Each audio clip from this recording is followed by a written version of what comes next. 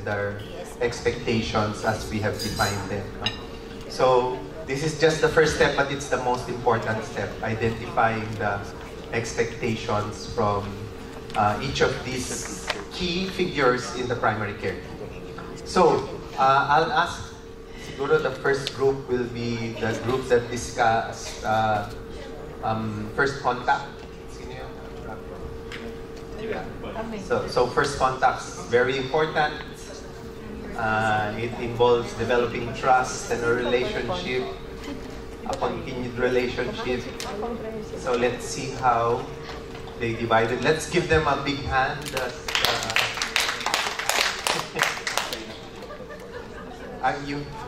Meron silang PowerPoint. Parang nakaka-intimidate. May PowerPoint din ba kayo, Rafi? Meron din. Kayo meron din. May computer lang kami. Ano no? May computer kayo. May power pero wala voice. Actualita na lang. We're impressed. We're impressed.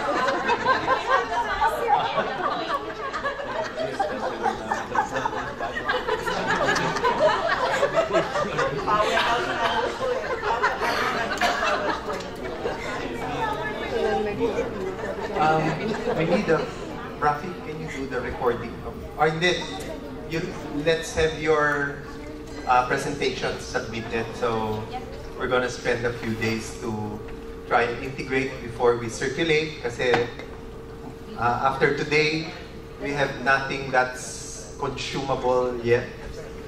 Well, nothing for public consumption or for general consumption. We'll try to integrate the tables, and after that, when we get everyone to agree, maybe draft the training programs. So,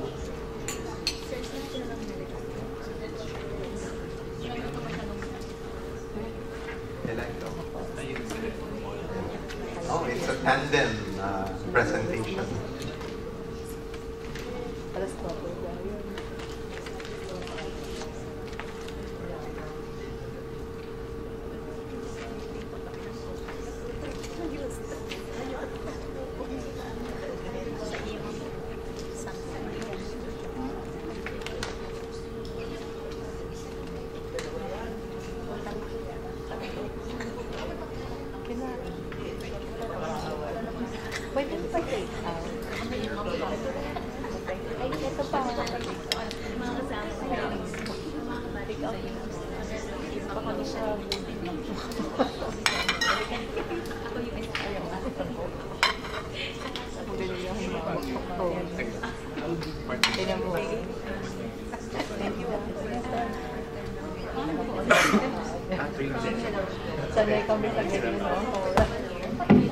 Hello.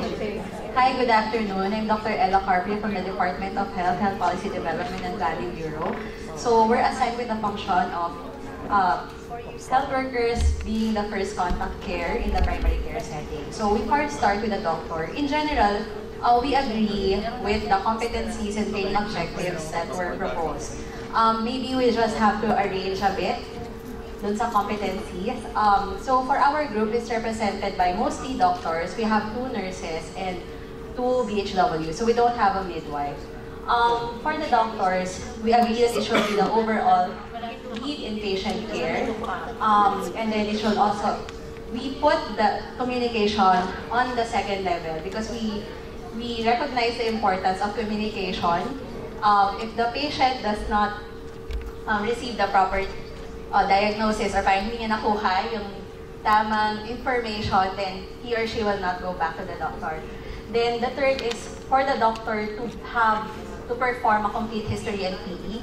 The fourth is to recognize and manage medical and surgical emergencies. And then the fifth is to do the management for common diseases and initiate treatment for emergency cases. And the last will be to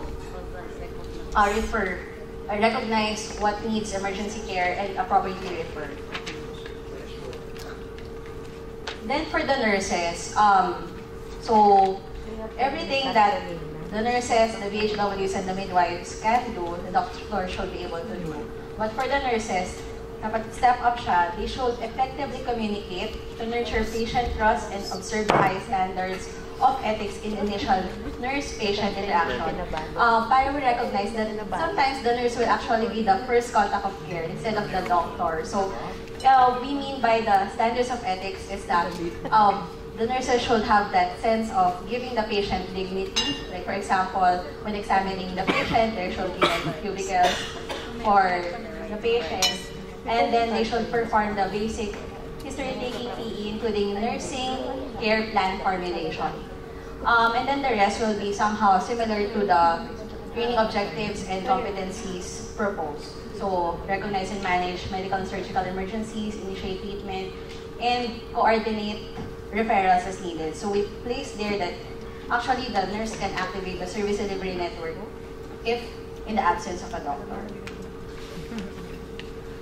Then for the midwife, well, it's very important for the midwife. Sometimes this is the first link in the health profession. So they should be able to establish trust and rapport with the community, communicate effectively, distinguish between the sick and well, provide first aid, BLS, and initial management. I'm sorry for the doctors, we have to emphasize that it's not just BLS, but also ACLS. And then refer cases as needed to a higher level facility or to the doctors or to the midwife or to the nurse. Because it's also very important for the midwife, we recognize that they should be able to do effective patient education since they are the first health professional that the community will encounter. And then for the BHWs, we recognize that they should distinguish between the sick and well. So for that, they should be able to perform basic PE like anthropometrics, BP, and to identify those needing emergencies and to exercise relevant communication, do education, and they actually should know somehow the DOH programs and deliver it to the community. Then they should develop communication skills and nurture patient trust and recognize emergency and deliver first aid as needed. So, anything else from the group? That's all.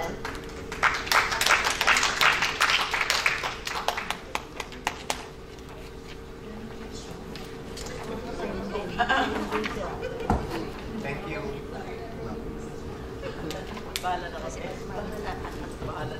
Thank you, Ella. Any questions, comments on the presentation of the group? Very good daw, very good. Very good daw, very good. Yeah. Yeah.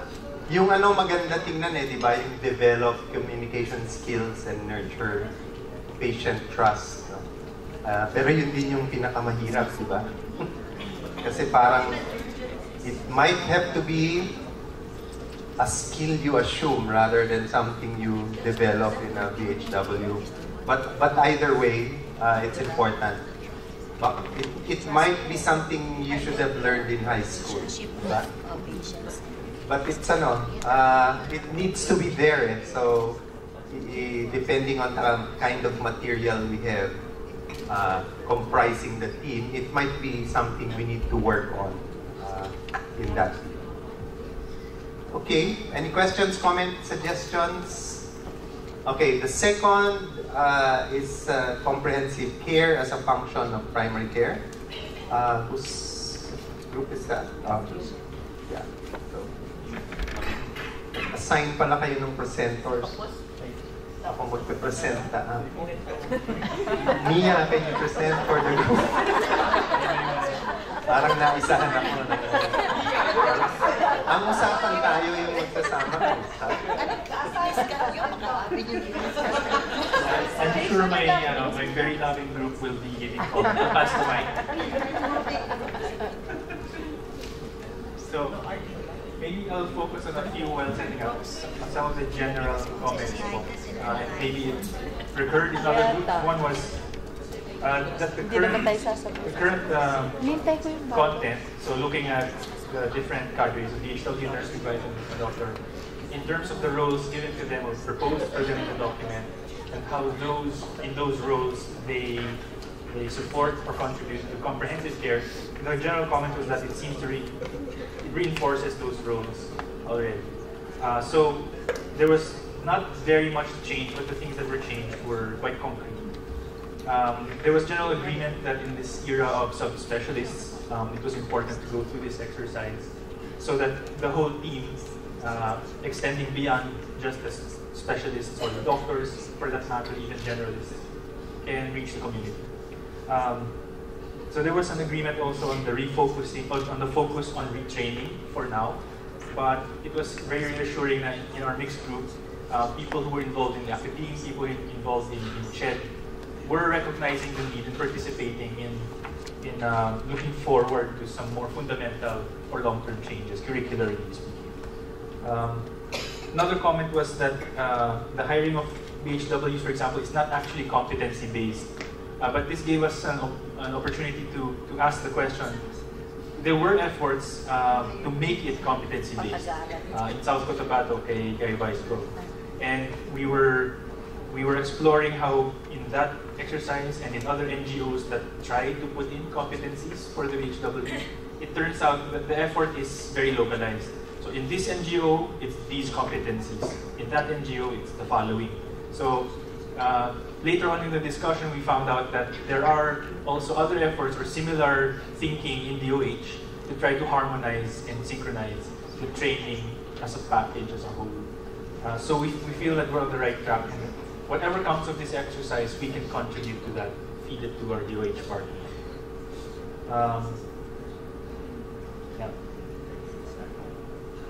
Yeah. And then, so I'll go to the concrete changes now, the exact changes. We start with the BHWs. Again, we're at comprehensive care. And the main addition was that where we say perform and teach household remedies for common conditions, we were thinking that household remedies should also include complementary and alternative medicine as appropriate or acceptable in that community. So these are things that are within the scope of BHWs. These are things that bring primary care closer to the support of primary health care. That was basically it for the BHWs. For the midwives, where we say perform basic maternal and child care, we expanded this to be more in sync with the role of frontline health professional of the health system. So it now reads, perform basic maternal and, perform basic health care, or rather, implement basic healthcare programs of the health system. The reason for this is, as it says in the role, their role is frontline health professional. There was acceptance of this proposed role because although historically midwives are associated with childbirth, in the Philippines, it's something to be proud of that we've expanded that role as a more general practitioner. We just retained the name midwife. And corollary to this, 4A, 4B, and 4C, as the proposed training objectives corresponding to that were also changed. So to identify basic healthcare needs in the community, etc., to demonstrate maneuvers and procedures in basic healthcare, and to instruct patients on basic healthcare. So that was the expansion for the midwives. For nurses, building on the midwives' competencies and training objectives, so number 3 was kept, just like for the midwife, it's about counseling in general, disease prevention, and health promo. But when it comes to number 4, again, it's basic health care. And correspondingly for number 4 in the training objectives.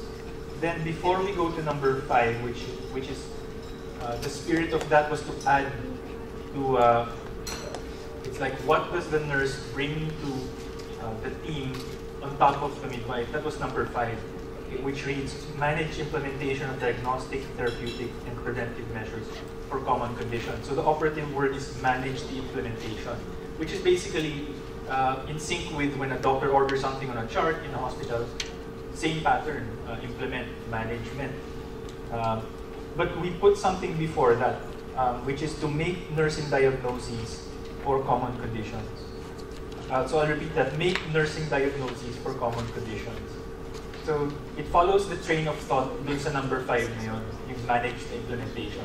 So this is building on the existing capacity of nurses to actually make what are called nursing diagnoses, which are descriptive terms, mainly using adjectives, as basis for action.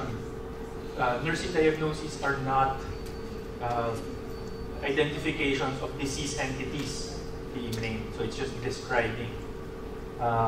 We think that's also a good thing to reinforce, to lay the groundwork for maybe an expanded role, such as being pursued now in the US for nurses to be more active, more empowered, like nurse practitioners and so on.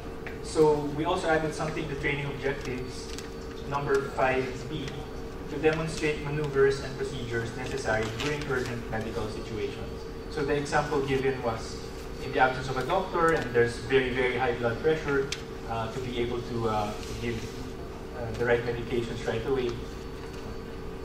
Short of saying they will write admission orders for emergency hypertension already. So just for urgent medical situations. And the basis for this was cited as the one for midwives, like giving of magnesium sulfate in emergency. So there is some progress in that front. There was for the doctor, we just added using a biopsychosocial approach in competency number 3. So it means diagnose, treat, and institute preventive measures for common medical conditions using a biopsychosocial. And to close, something on the wording, although we did not really focus on the wording as mentioned, but we did pay attention to phrases like that need referral or compare and contrast versus the other things like describe, or other similar safeguards versus abuse. So we think this is an appropriate way for the team to be editing this later on. That kind of rigor would sort of expedite the acceptance of this. If it seems too progressive for others, cautious wording like that was appreciated. Yeah, so that it lays the groundwork for more progressive moves later on. So that's all. Question?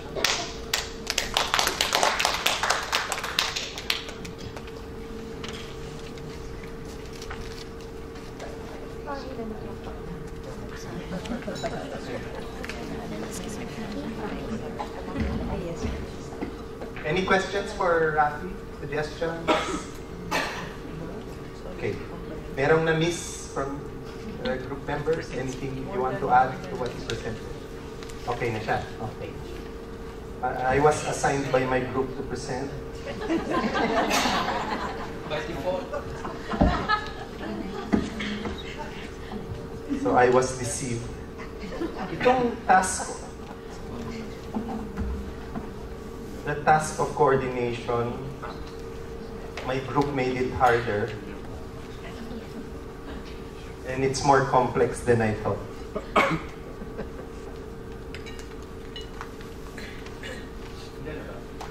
Wala.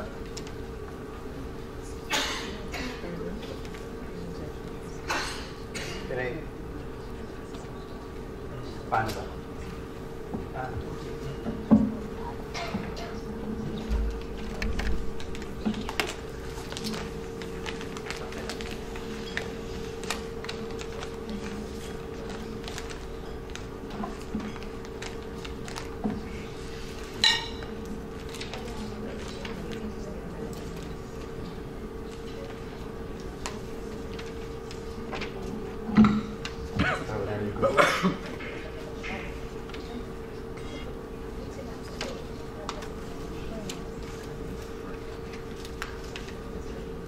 So, yeah, for the barangay health workers, so BHW, the proposed competencies in the draft were inform patients and of available medications, tests, and services in the service delivery network. So, kailangan alam nila what's available, communicate freely and effectively with the rest of the team. An important skill. Ang ginawa namin pala, additive. From the barangay health worker, we wrote the basic functions for coordination, added to the nurses. What can a midwife do in addition than a nurse and a doctor? So assist patients with logistics for commonly occurring health needs in the community. Recognize the need for a midwife, nurse, or doctor. These were our additions. We thought they should be able to refer to an emergency room without having to go through a doctor, nurse, or midwife. They should be able to organize families and communities. Because from what I understand, Cecil was one of our participants. She's a midwife and a former ASEC. One of the main functions of a midwife, of a BHW, is they're assigned a family or a group of families with whom they develop a relationship. So they need to be able to organize and work with those families. They should be able to map healthcare resources, meaning alam nila kung saan pupunta for certain facilities. And of course, they should have interprofessional communication skills. Actually, nandito pala yun sa number 2. So being able to interact with the doctors, nurses, and midwives. We felt this was a skill that needed to be developed all the way to doctors and was especially needed by doctors.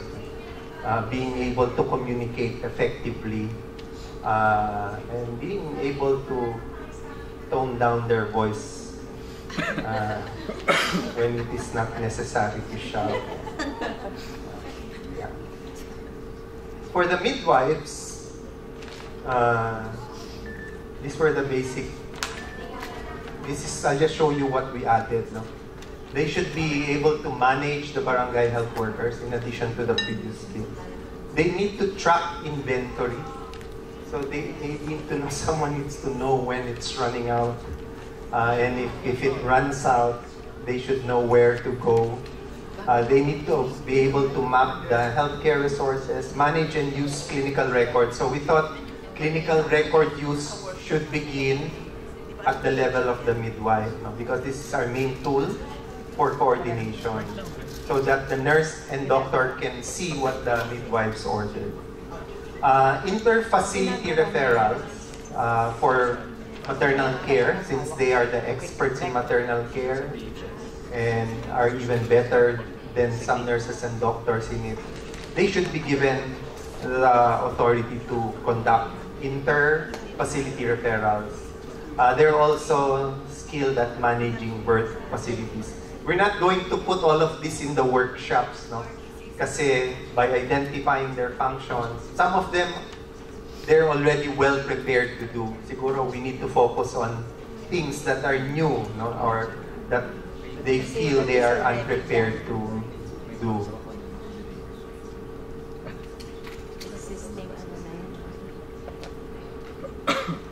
Okay. For the nurse, the additions were they should be able to manage the midwives. And the inter-LGU referrals, that's where it begins. No? Inter-facility referrals also, in general, not just birth facilities, are conducted by the nurse. And management of the rural health unit, not just the birth facilities.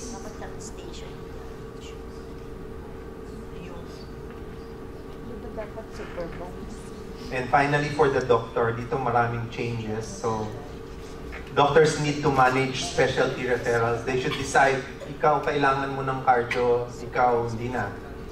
Manage the team size. Ibig sabihin, pareho lang kaming ginagawa ng GI eh. Tinitingnan lang namin yung liver function test mo. Pwede ka nang ma-discharge sa GI clinic. So, we are empowering the primary care physicians to do that. I'm discharging you from care of this specialist, and I will refer you back if there are problems. And then healthcare integration means they have to continually look at the medications and manage them. No?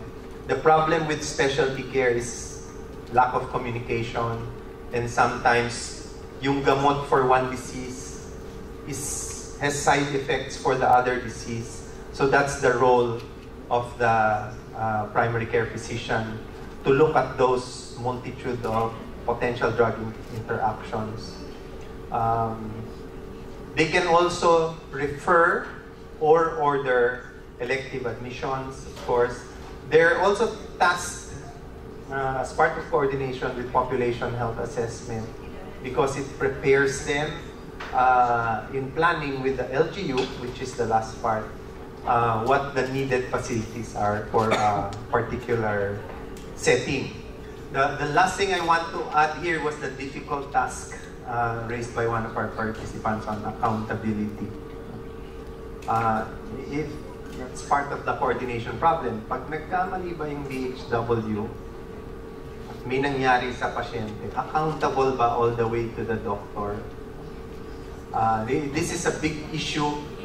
When we plan the competencies, we need to address accountability. Our initial thoughts on this are the barangay health worker represents a specialized parent. What they can do are household remedies, except that we want them to know it better than anyone else. They can diagnose common conditions and know when you should consult or not. And therefore, that shouldn't be under the accountability of the doctor. We felt the accountability begins at the midwife, which is the beginning of professional services from the primary care system. So that's it. Any questions? Additions from my group? This is a lot to swallow, so we need a good team to put this together. So we'll ask the last group on continuing care. Yay! Paano nyo naloko si Dada mag-present? Hindi ba? Nag-volunteer siya. Ay, hindi. Volunteer ka. You were coerced. Excuse me, nakahalata ako mula bata hanggang matanda. I don't like the sequencing. Anyway, magandang hapon naman sa inyong lahat. Dapat ako una. Sabi ni Inday, facilitator siya, so hindi siya pwedeng mag-report. So, ako yung nakatasang mag-report sa inyo. But let me introduce to you the group. We have 2 midwives. We have 1 nurse. We have 1 municipal health officer. We have a legend, Dr. Mutya. And then we have 4 MDs with us. Isang dean ng graduate school, mga experts sa health education, tapos kami ni Inday. This is probably the shortest presentation I will ever make in my life. Okay. So for barangay health workers, we agreed to the list, we agreed to the roles. Wala kaming binago doon. Although we had some discussions kasi may iba-ibang klaseng barangay health worker, may BNS, merong BSPO, no? BNS is Barangay Nutrition Scholar, yung BSPO is Barangay Service Point Officer. I think this used to be the family planning motivator. Okay? So we agreed to the proposed competencies. We have some recommendations about the training objectives. Yung use different options for reaching out. Nag-discussion kami. Alin ang mas maganda? Alin ang gusto natin mangyari? Yung utilization ng different options or yung reaching out? So we agreed na it will be to reach out to patient, to link with committees, support group, and community services. Tapos, we added conduct health teaching. And then, last is make relevant observations and update health team to be integrated into the total healthcare. Klaro ba sa inyo? It's not clear. My group mates will be more than willing to clarify. Okay? Next. Midwives, no? Instead of health facility manager, we said that it should be barangay health station manager. Because at the level of the midwife, talaga naman barangay health station manager ang kanilang minamanage. Okay? And then we also gave emphasis on maternal and child care kasi within the RHU, especially when it comes to maternal care, yun yung expertise ng mga midwife. Again, pagdating sa proposed training objectives, we added health teaching. And then, dito sa yung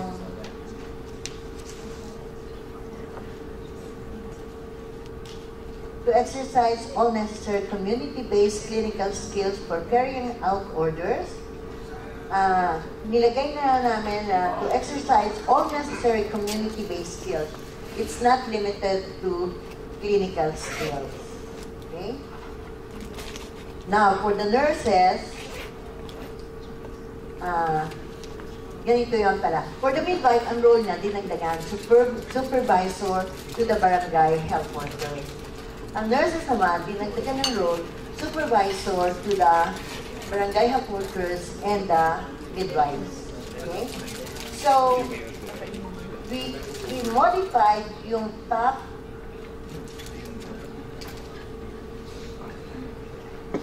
midwives and PHW to maximize ongoing management of patients. So, instead of top to partner with midwives, barangay health workers to maximize ongoing management of patients in community setting. And then we added health teaching again. Now for the doctors, we added trainer of the health team. Kasi it's a major responsibility of the doctors as the leader of the rural health unit. Whatever he or she learns, whenever he or she is called upon by the DOH for any new program, it's the responsibility of the doctor to echo what they have learned. For any new program, kailangan she has to ensure that the health team are trained for all these new programs. So, ang addition namin when it comes to proposed training objectives, when we mention context, it's not only the individual context that we are looking into, yung number one ba? To integrate specialist advice and intervention within the patient's overall management and individual, family, and community context. We cannot limit it to individual context also. And then we also added to plan, initiate, and prioritize health teaching. This is higher level na, no? Yung iba, implement ng teaching, but when you are the MD, you have to lead in the planning, initiation, and prioritization of the health teaching. And last but not least, to integrate and implement management plan of primary healthcare team and specialists, no? So, hindi ka naman nag-i-implement, but to integrate. And sometimes in your discussion, there will be some recommendations from the primary healthcare team about the management. So all of this will be discussed and integrated eventually after the discussion. So that's all. So if you have any questions, feel free to direct them to my group mates. Thank you very much.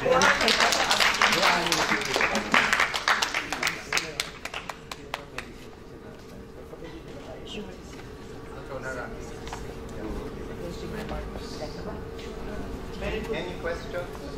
Were you gonna ask something? I think in a way, each of us became specialists in the functions we were asked to detail. No? So, hindi ko na nga matanggal yung isip ko sa coordination, and I get confused when listening to the output of the other group. So it's really a big task to put everything together into a single table. Before we end, and Rafi will take over again as MC, can we get people who would like to help write this up, to sign up? Princess, come up with a list in front. People who want to sign up. Everyone will get the drafts. Everyone will get the tables. But if you want to be more involved in the write-up of this paper, please submit your names. We'll make and emails. We'll make a special email list. Ang nag-volunteer na sa writing so far is Rafi, Inday, and Nanet Sunjang, and myself. So if you want to help, please give your names. Lagay mo dyan, write up team. By the hectares. Hindi daw kayo volunteer ka, di ba? You raised your hand. Si Cora din nag-volunteer na. Kasi malambot siya. Si Dr. Ravi.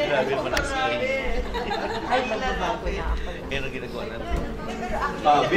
Before we end, walang nagpasalamat kay Rafi. Palakpakan naman natin siya for putting this together. Alam niyo, ibang klaseng tao to eh. He worked with the Philippine Primary Care Studies for around a year, just sitting there and not getting paid. Sabi ko, ba't ka punta ng punta rito without getting paid? Sabi niya, I think this is important. But now, we finally have a salary for him. Pero siya rin yung naghanap. Siya rin yung nag-generate ng funds. So you can see, to me, that's a testament to his passion for this project. And all of this was planned by him. The other thing sa akin, mas impressive pa. Do you know he was a neurosurgery resident? Pre-res, pero he was already accepted. Expected na siya. So, he could have become one of the top 10 richest Filipinos. And he turned his back on that for a venture where he looks for his own salary. No? So let's give him a big hand again. Thank you. So Rafi will take over his MC chores again.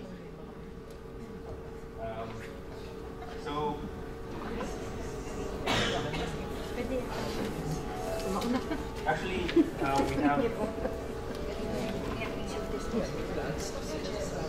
Yeah, so thank you everyone for your comments, and that was really the goal of today. And I think going through that as long as today has been, I think has more long-term impact. So a lot of people had to fly over to be here, and we really appreciate that. Actually, sabihin ko na, Doc Buddy yun. Thank you, sir. And I can't mention everyone by name, but it's a really great honor for all of you to, for us, that's all of you came and actually participated. And as complex as it has been, we know because we put our own brains into it in the past few days, just to come up with a draft. And it seemed very complex. We had a lot of worries for how it would be received, what kind of output you would get. Because it is something that needs a lot of attention. It has been slow to progress, but steady. So we're really adding to that effort. As you saw from the lecture, siguro, we know the challenge that's ahead of us. So this has been a very productive and important day. I'd like to call on Dr. Ernesto Domingo for our closing remarks. I guess no more fitting person, as stellar as the cast has been today, sir, for your dedication, your passion, your service, the breadth of your work, anything national scientist, the very best that we have brought into today's forum. So, sir, take it away.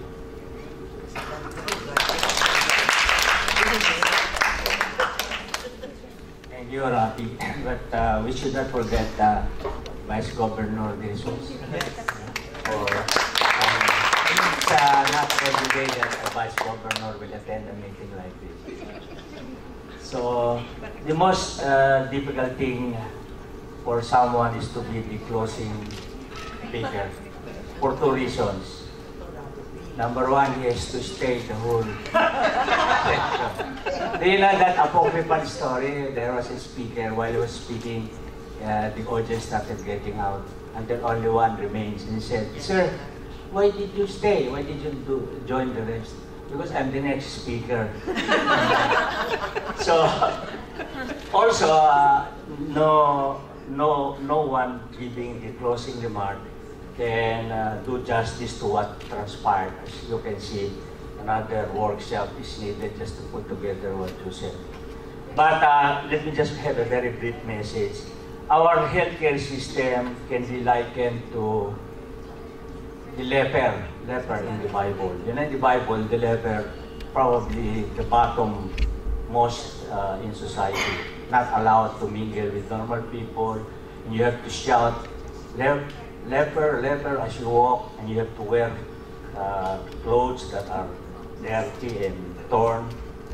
And that is and in the Bible, what they do is that the lepers go up the stairs of the temple so that when people will worship, they will pass by, see them, and prescribe a cure.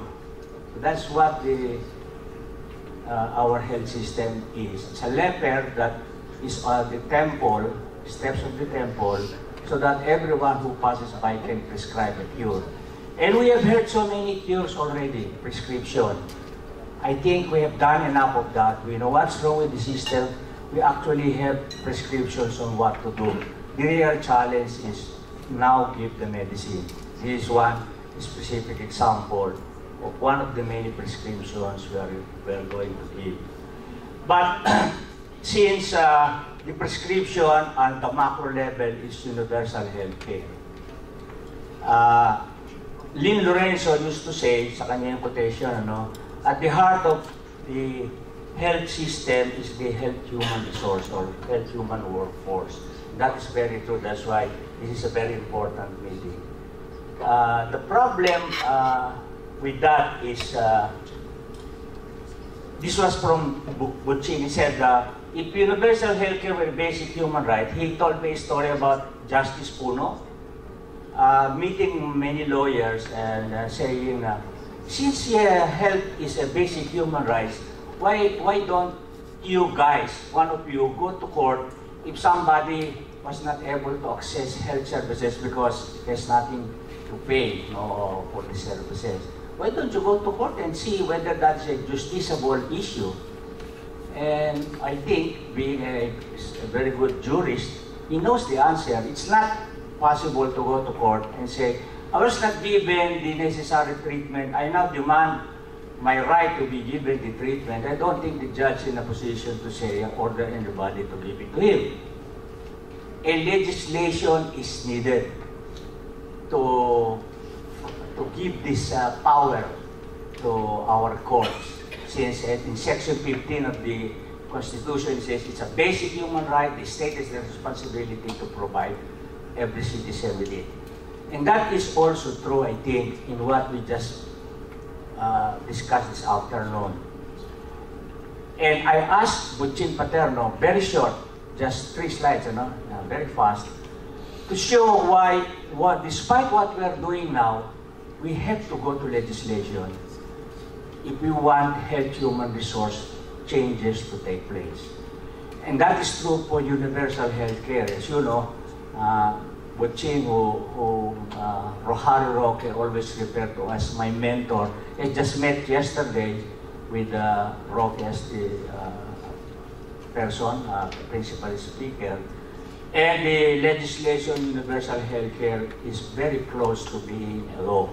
Once we have a law, then we have teeth in implementing universal health care. So, Butching, why don't you present, in terms of health human resource, the 3 important things that we want to convey to you. Thank you. What we see in these slides, the one on the left is the Medical Act of 1995. The one on the right is the Nursing Act of 2015. And the one below is the Midwifery Act of 2016. What Universal Healthcare Study Group would like you to think about, it's our impression that each profession pushes Health Professional Act in essence to define what the profession can do, and in many times it turns out to be defining the turf of the profession. You know? And what we would like to see happen is the next slide. One of the problems that Lynn Lorenzo mentioned this morning, the silos of health professional practice. So we were thinking, would we need an omnibus health professional bill, or maybe even a primary care bill, the objective of which is to define the primary care team, define the primary care services, define the roles of the different members of the team, and then define the compensation or how they share the compensation within that team, without presuming that the doctor always gets the biggest share of the pie. And the one the sharing of the pie depends on the role and the actual work that each one will be doing. So we'd like to propose this and have the different professions think about it as a way to break down the silo approach to healthcare. And can you next slide? And we just like to end with a high note. As Dr. Domingo said, the Universal Healthcare Bill, the lower house version has been passed and approved on third reading. The Senate version is now being discussed, and we understand it has a good chance of passing and making this into law. And many of the suggestions regarding the health human resource are included in both the lower house and the Senate version. So in the Senate version, if you look at section 32, it talks about the production of the appropriate health human resource. The Department of Health and CHED will work towards a curriculum shift for primary health care graduates or a primary care graduates. It also mentions a primary care or a primary health care residency, perhaps to create a primary health care specialist. That's a complicated issue. We'll discuss that later. Section 30 could be a means of recruiting our graduates into the rural health service. Return service opportunity in underserved areas before residency. Actually, the section says for all public health professional schools. But we are suggesting that it be for all graduates, depending, just varying in terms of length of time. Section 29, we all said we need more plantillas. So Section 29 said DOH with Department of Budget Management will adjust the plantilla items to achieve health professional to population ratio. And then Section 26 and 27 deals with appropriate competitive compensation with additional allowances for geographically isolated and disadvantaged areas. So hopefully when this bill becomes a law, the Universal Healthcare Law, we will have into law provisions that will favor the production of the appropriate health human resource and address the maldistribution. So, Dr. Domingo, you have something to add? Okay. So we'd like to add. We'd like to end at that point. Dr. Domingo has not left. He's still waiting for me. And we hope you had a delightful time in this workshop. Thank you very much. Thank you, sir. Nothing else. I think that concludes our proceedings today. So thank you again, everyone. Happy birthday natin, Ceci. And happy birthday. Ating Midwife. Midwife. Happy birthday. Happy birthday. 1, 2, 3, sing. Happy birthday to you. Happy birthday to you. Happy birthday, happy birthday. Happy birthday, Cecil. Can we have a picture in front? Sayang, dapat kanina. Forward to the curricular version of this form. Ano na